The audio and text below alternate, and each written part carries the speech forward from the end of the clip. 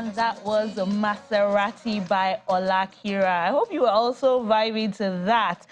He's popularly known by his name, Ade Ebenezer, who is a singer, songwriter, record producer, multi-instrumentalist, and his music fuses Afro-pop, Afro-beat, and I dare say some R&B. Olakira, welcome to Rubbin Minds. Pleasure. Thank you for giving me some little of the tune as the music video was going on. I have to ask, what has been the high point of your career so far? Yeah, my high point is the fame, like the hit I had, Maserati, of course.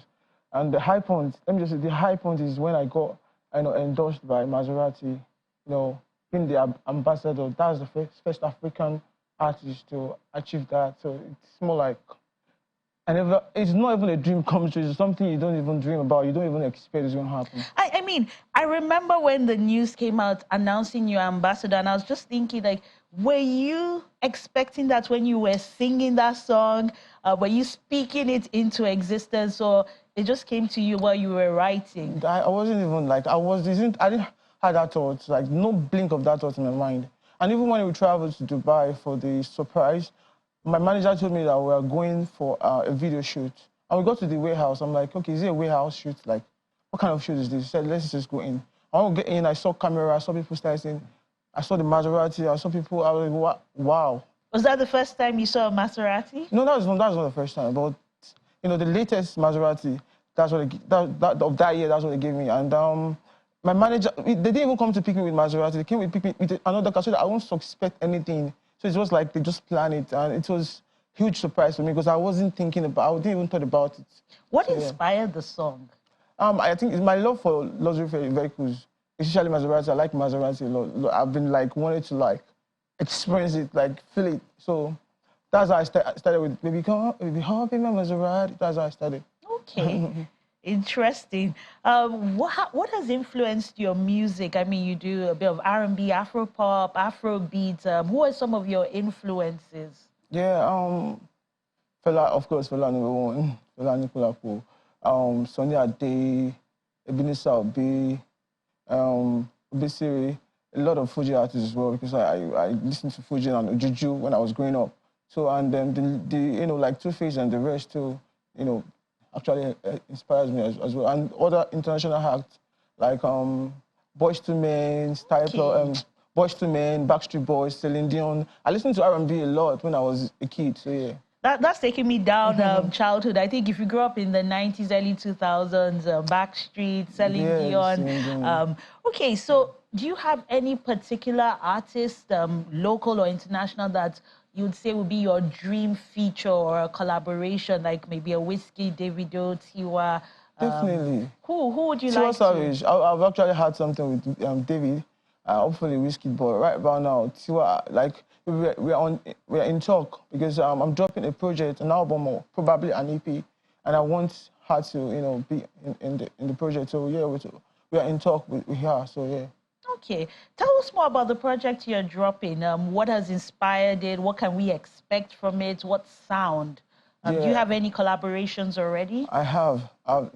So far, so good. I've got one with Mr. Easy, Kwesi Otto, Candy Blakes, many more. And Tiwa Savage as well. Like, we're working towards that. And Arya Star as well. So I've been working on that project for a while because I took a break for a long period of time because I had some, setback, had some issues, but when I got back on track, I've been spending time to achieve this. So that's why I said it's either an album or an EP. It depends on the time frame, how we can be able to achieve the whole thing. Do you have a particular date that you want to expose us to this music?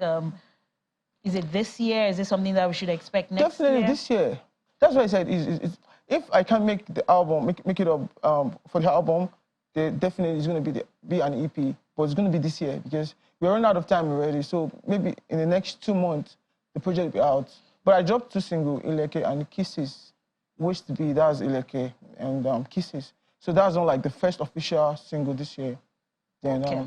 Okay, so 2 months. I think that's not too far. Now, you spoke about that quiet period because you came on the scene, you were everywhere, the song was charting, you know, just topping the charts across, and then you went away. Can you tell us some about the challenges you went through during that low period? Yeah, I had addiction. I had serious addiction, sex addiction, precisely.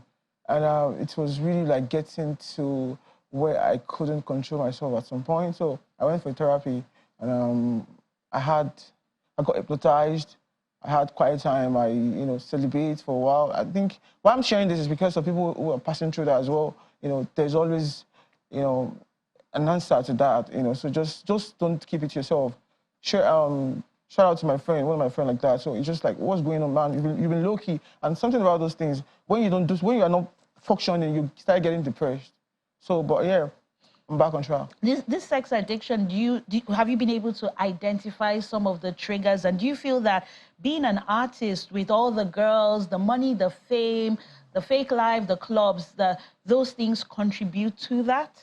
Definitely. Like for my own example, I'm being loved by ladies. Like I'm a ladies guy. I don't know how to put that. Like I was brought up by a single mother, so I relate more with ladies. I have more female friends than male friends.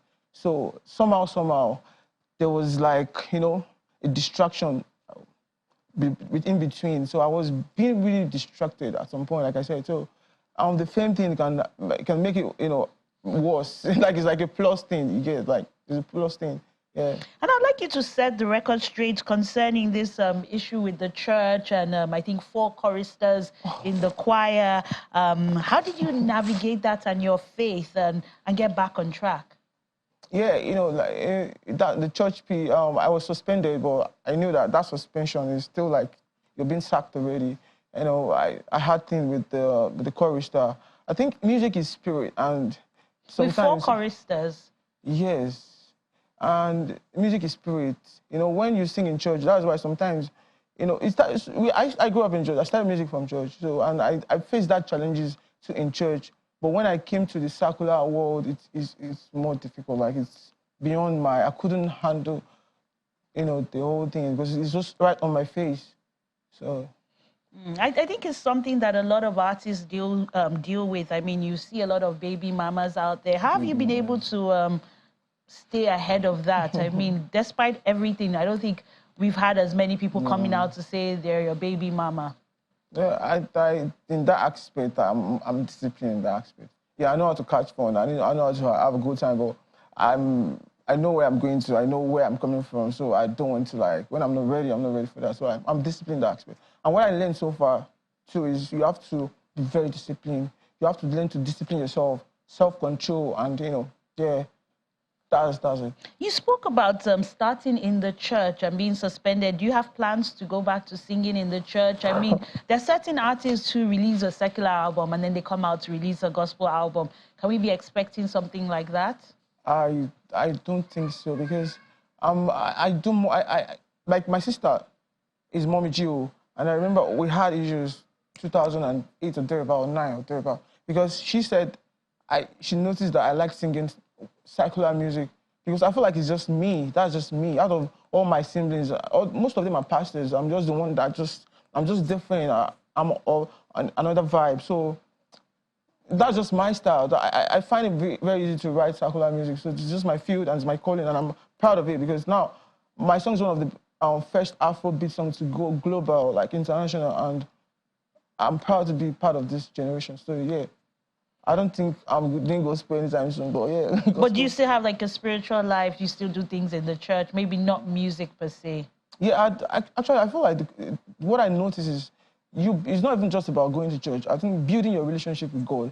Because I remember there was a time I was communicating, like even till date, but I know sometimes this belief thing, you have to believe and you have to strongly, hold it strong. Like I used to talk to God, like when that Maserati deal, I told God, I said, God, I want this song to go viral, and it went viral. So there's a communication between me and God. I see, like, I can literally talk to him. Like, I'm not seeing it, but I could feel like he is hearing me and he's ready to help me. So that's the relationship, yeah. Okay. What do you think about Afrobeat and it's gaining a lot of traction around the world. Do you see it as something that has come to stay, or is this a fad and then we'll move to something else? No, Afrobeat is the future of all genre of music. It's a happy vibe. There's no way you want to listen to Afrobeat, you won't feel it. Like, it's just like bringing the life, you know, the life from you. You know, so yeah, Afrobeat is the future of all genre of music. That's what I know. And I'm so proud to see numbers like Rema, Burna Boy, everybody doing numbers. Like after the other songs, Maserati and the rest, the other song, Calm Down, numbers, amazing numbers. Like, we're global, and yeah. Yes, and there's hardly any country you go to now you're not hearing some records by Nigerian artists. Definitely Afrobeat has really gone global. You mentioned some names and you've spoken about people you've done collaborations with. What I want to know is, do you have friends in the industry, people that are your peeps, like people you roll with? Yeah, in industry is kind of like carcass, like, you know, people you roll with. And I've learned to realize that you don't force things. So the little friend I could make, yes. So who's in your carcass? Or yeah, whose carcass are you I in? can't really mention, because it's just more like, you know, if you vibe with me, I vibe with you. But definitely, I don't want to be like a circle thing. I don't believe in that, but that's how it is. But still, I just vibe with who vibe with me. I don't learn to pass my boundaries. If you're not feeling me, then I just stay. So that's how it is for everybody. Someone told me that already, you know, when I was like, guy, this industry is like, as we feel ourselves. So yeah, that's how the industry is. Are there people you look up to in the industry that you consider as maybe role models, people Definitely. That you go to for maybe advice that have been that have played a key role in your growth? Yeah, David is an example. David, shout out to David. He's an amazing person. Like, he likes to carry people along, and he has this, you know, to help. Like, I don't know how to express it, but David, shout out to David. It's like more like someone I can literally talk to. Like, if no matter what, if I still hit him up on DM or maybe change his numbers, he's still going to reply like, "What's up?" So yeah. Are there people that you've reached out to that have been as warm? People like who? I don't want to mention names. Don't let me cast. But how do you balance being Olakira and also being Ade Ebenezer? How do you deal with the fame and deal with the pressure to continue to be very successful? Yeah, the pressure is really, really serious, because now, even like 2 years ago that I had my hits, compared to now, the game is more serious now. Like, it's really, really serious. Everybody's trying to fight for themselves. So yeah, I find it very, but at the same time, you know, there's something. I met a friend, an artist, and he said something, and that thing, I actually, it's a valid point. He said, you know, because you already had a song, you already had a hit song, doesn't mean you have to be. When you are trying to force it, or you are being so you're so desperate. I don't know how to use that word. That's when you got it wrong. Just do your thing. So that's what I'm trying to do. I don't want to be so like feeling like. So what if in doing your thing you're not charting, you're not being at the top, you're not going global, it's not going viral? How do you then balance the need to be commercial to make your money and still also stay true to yourself as an artist? Psychologically, I feel like it's good to not let things pressure you. I've studied that people that doesn't let people pressure them, or you know, they drop song, they are really doing good. When you are being pressured and you succumb to that, you create an attention for that, you get it wrong. You start sounding serious. But when you make it feel like, yeah, this is me. I know I'm not popping, but I believe in myself. I think that your song will be so original. Your delivery, everything. And yes, most of the songs that are out there are songs that people don't even, when they recorded it, they were not even like serious about it. You know, that's Afrobeat. Afrobeat is not something, it's a playful, it has to be a happy vibe. And so, yeah, I've learned not to be, you know, so I'm just doing my thing. But don't you from the album, you're going to feel it from the album as well. But don't you have like pressure maybe from the record label, from show promoters, from producers that you've worked with for it to blow or to go viral? You know, there's so-called stream farm. Now, there's a way they manipulate these whole numbers. Like, you can be at the top and nobody knows you. So how does that happen? It happens on so iTunes, are you saying that people who are streaming, the people that are being paid to maybe stream music Robots. and then robots. Okay. So it's not, the number is fake, but you know, it's just like a cloud. I think it's number thing, even in the diaspora, they are doing that. But Nigerians, you know, when we enter something like this, we will scatter everything. So what is a better metric to judge success? Is it by how many shows you're called for, say, during the December period? Is it by doing an international tour? Is it by streams? Is it by radio play? What then is a more genuine way, or that you say, okay, this artist is really popping? Valid certificate. I feel like the streaming is valid. You know, streaming is valid because you can see the numbers. I don't mean the fake ones. Especially Spotify, you know, you can see everything. From YouTube, you can see the views. You can see CK, Rema, Calm Down. There's no doubt those are the biggest. The numbers is there, so there's no way you can manipulate that. And I think, you know, most Nigerian artists, I noticed that they are going more diaspora, doing shows, because, and I think we need to address that because we are like messing up the numbers.